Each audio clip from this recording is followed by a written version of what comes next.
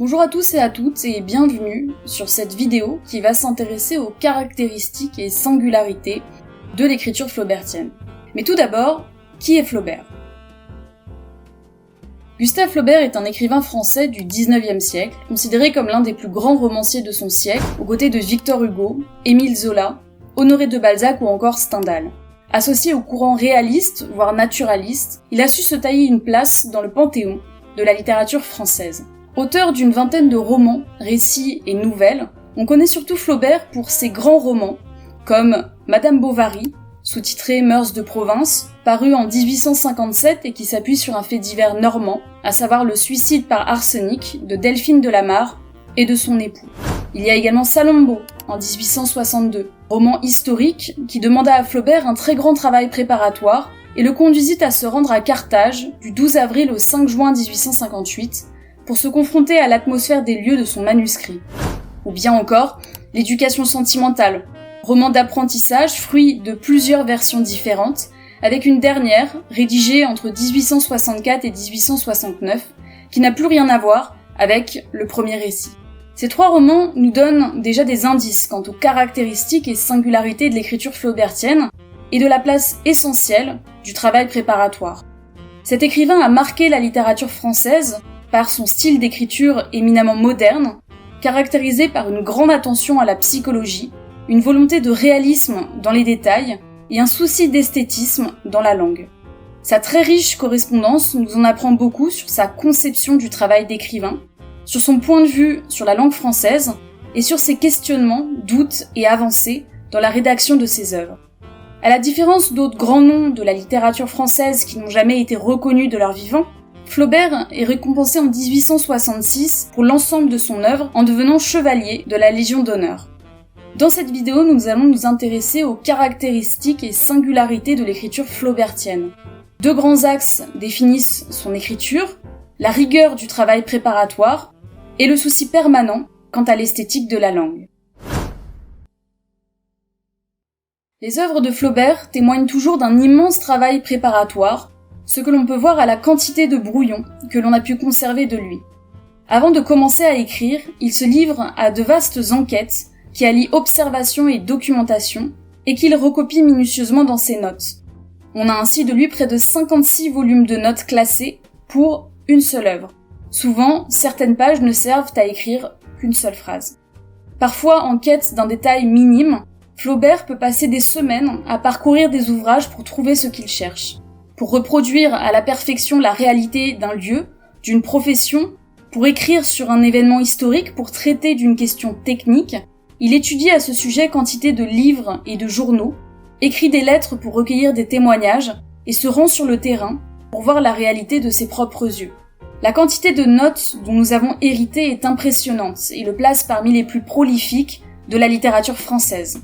En voici des exemples, dans l'ordre des notes sur les guerres puniques pour Salammbô, des études sur les costumes masculins et féminins pour l'éducation sentimentale et des essais sur la tentation de Saint-Antoine. Pour Madame Bovary, Flaubert s'est ainsi rendu plusieurs fois à des comices agricoles pour mieux les rendre dans son roman. Sur cette carte postale, vous pouvez voir à quoi cela ressemblait. De la même façon, pour le premier chapitre de l'éducation sentimentale, il a suivi le fleuve tout du long pour se faire une idée du voyage d'un bateau à vapeur qui va de Paris à Montereau. Pour ce roman, ses recherches furent telles qu'il s'est renseigné jusqu'au menu que l'on servait en 1847 au café anglais. Autre exemple, pour Salammbô, il est parti en voyage en Afrique et en Orient afin de s'immerger dans les lieux de son roman. À son retour, il confronte ses notes au premier chapitre qu'il a déjà rédigé et il n'y trouve pas le vrai qu'il cherche dans la littérature.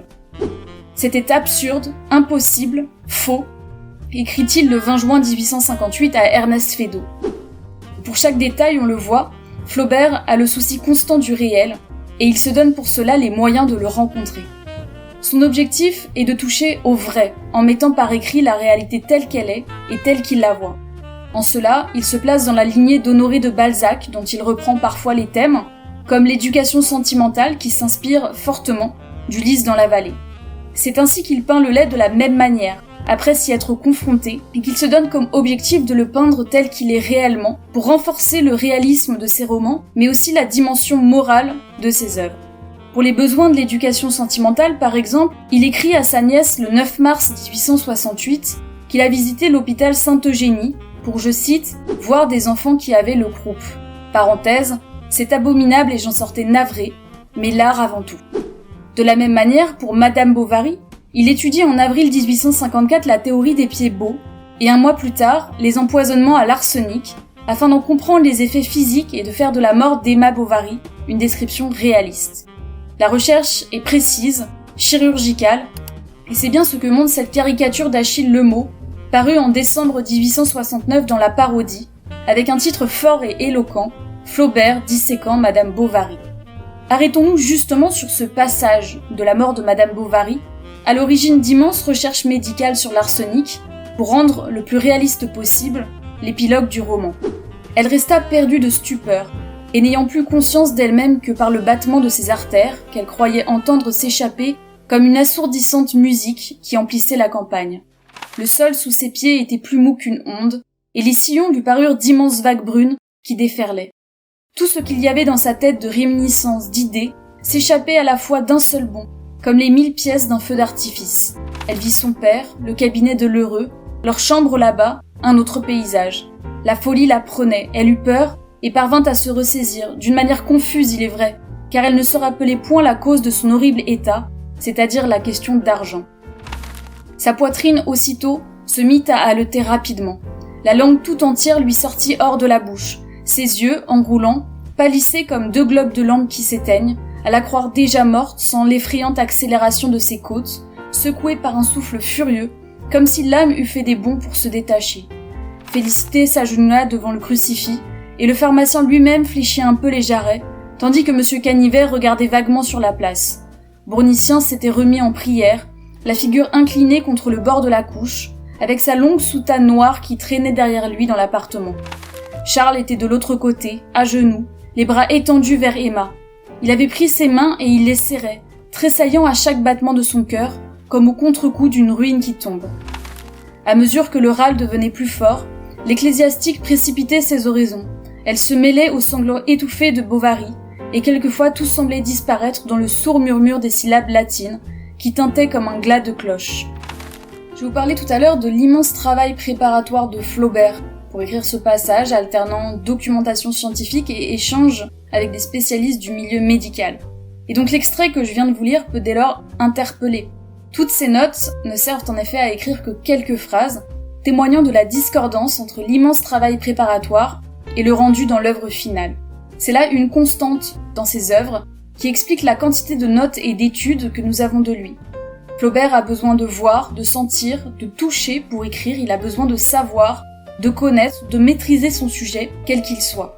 En cela, le travail préparatoire est immensément plus important que l'acte même d'écrire, et c'est bien là une caractéristique de son écriture. Partant de ce travail préparatoire rigoureux, méthodique, scientifique et objectif, on comprend le choix de Flaubert de toujours écrire de façon impersonnelle, cherchant avant tout à apparaître, selon ses mots, absent de son œuvre. Dans sa lettre à Louise Collet du 1er septembre 1852, il écrit « Le public ne doit rien savoir de nous, qu'il ne s'amuse pas de nos yeux, de nos cheveux, de nos amours. » C'est ce que l'on retrouve dans cette lettre à Mademoiselle Leroyer de Chantepie du 18 mars 1857 à propos de Madame Bovary. Il écrit « Je n'y ai rien mis, ni mes sentiments ni mon existence. L'illusion, parenthèse s'il y en a une, vient, au contraire, de l'impersonnalité de l'œuvre. C'est un de mes principes qu'il ne faut pas s'écrire. L'artiste doit être dans son œuvre comme Dieu dans la création, invisible et tout-puissant, qu'on le sente partout, mais qu'on ne le voit pas. » Néanmoins, cela ne signifie pas que Flaubert ne donne pas à ses personnages certains traits de sa personnalité, ou qu'il ne plonge pas dans ses propres souvenirs pour écrire ses romans. C'est le cas de la rencontre entre Frédéric Moreau et Madame Arnoux dans l'éducation sentimentale, qui rappelle très clairement sa première passion amoureuse durant les vacances 1836 avec Elisa Schlesinger, une femme de 10 ans son aînée, pour qui il éprouvera un amour sans retour. À côté de ses recherches si rigoureuses, Flaubert s'appuie ainsi souvent sur ses souvenirs pour créer le cadre de ses romans, par exemple la Normandie de sa jeunesse pour poser le fond de Madame Bovary. Dans sa jeunesse, Flaubert a été enthousiasmé par le romantisme, et il en a gardé un lyrisme poétique qui transparaît dans son œuvre et qui se heurte parfois au réel et à la sobriété qu'il a pour méthode. Mais pour Flaubert, plus le sujet est commun, plus le style est important, en ce qu'il est, je cite, « une manière absolue de voir les choses ». C'est une lettre qui date du 16 janvier 1852. C'est là que le lyrisme peut entrer en compte. Flaubert est surtout préoccupé par l'esthétique de la langue, cherchant le mot juste, la ponctuation parfaite, le rythme mélodieux, traquant les répétitions sur une 40aine de lignes ainsi que les problèmes de sonorité. Il peut retravailler pendant des semaines chacune de ses pages avec une grande rigueur, commençant toujours par un premier jet qui s'appuie sur un plan extrêmement précis et qu'il vient annoter, corriger, raturer, réécrire. La page doit être parfaite, pure, sans défaut. Et Flaubert est capable de réfléchir pendant des semaines à la place d'une virgule, jusqu'à faire des demandes à l'imprimeur pour modifier encore son texte après l'avoir rendu. Son habitude est de lire ses feuillets à voix haute et forte dans ce qu'il appelait son gueuloir, afin de juger à l'oreille de la clarté du texte. Voici justement quelques exemples de manuscrits annotés par Flaubert, dont les ratures, les mots entourés ou barrés, les insertions, témoignent de cet immense travail de réécriture à la jeunesse de son œuvre. Il s'agit là de plusieurs pages de ses grands romans, dans l'ordre Madame Bovary, La légende de Saint-Julien l'Hospitalier et L'éducation sentimentale. Pour Flaubert, le style est absolument primordial dans un roman, et c'est ce qui permet de faire, comme il appelle son roman Madame Bovary, d'un livre sur rien, un véritable chef-d'œuvre. C'est d'ailleurs ce qu'il écrit à Louise Collet dans sa lettre du 16 janvier 1852. Ce qui me semble beau, ce que je voudrais faire, c'est un livre sur rien, un livre sans attache extérieure, qui se tiendrait de lui-même par la force interne de son style, comme la terre sans être soutenue se tient en l'air, un livre qui n'aurait presque pas de sujet, ou du moins où le sujet serait presque invisible, si cela se peut. Les œuvres les plus belles sont celles où il y a le moins de matière. C'est pour cela qu'il n'y a ni beau ni vilain sujet, et qu'on pourrait presque établir comme axiome, en se plaçant au point de vue de l'art pur, qu'il n'y en a aucun, le style étant à lui seul une manière absolue de voir les choses. Néanmoins, ce travail titanesque le conduit parfois à sombrer dans le doute et le découragement, comme il l'écrit à George Sand le 27 novembre 1866. « Mon roman va très mal pour le quart d'heure. Ah, je les aurais connus, les affres du style. » Dès lors, entre le travail préparatoire et celui d'écriture-réécriture, on ne peut que comprendre le peu d'ouvrages écrits par Flaubert au regard de sa carrière littéraire, tant il passe sur chacun un temps infini d'études, de rédaction et de reprise. La Tentation de Saint-Antoine en est un parfait exemple. Il a ainsi travaillé pendant 20 ans sur ce roman, entre abandon et reprise, et en a publié 3 versions différentes, reprenant sans cesse la même trame qu'il réécrivait encore et encore, allant jusqu'à rédiger entièrement 4 ou 5 fois certains de ses passages. Gustave Flaubert est indéniablement l'un des maîtres de la littérature du XIXe siècle. Il a su, par son souci de la langue et la grande rigueur de ses observations, proposer des œuvres modernes où le vrai s'incarnait dans une trame pourtant fictive. Entouré par ses pairs, il laisse derrière lui une correspondance édifiante qui nous permet de comprendre et d'apprécier la qualité de son travail d'écrivain. Pour approfondir le sujet, je vous conseille vivement de visiter le site du Centre Flaubert, qui recense tous ses brouillons et études, mais également sa correspondance, ainsi que tous les manuscrits des œuvres que nous connaissons de lui. En 2021, on célébrait en France le bicentenaire de sa naissance, preuve de l'importance qu'il a toujours aujourd'hui. Son aura ne cesse de perdurer, ce dont témoignent les nombreuses rééditions, les adaptations de ses œuvres et l'importance que celles-ci prennent dans les programmes scolaires et universitaires. Il est indubitablement des grands noms du patrimoine culturel français.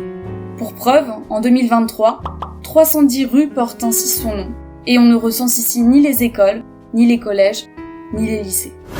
Merci en tout cas d'avoir regardé cette vidéo, j'espère qu'elle vous aura plu et que vous avez appris des choses sur l'écriture flaubertienne.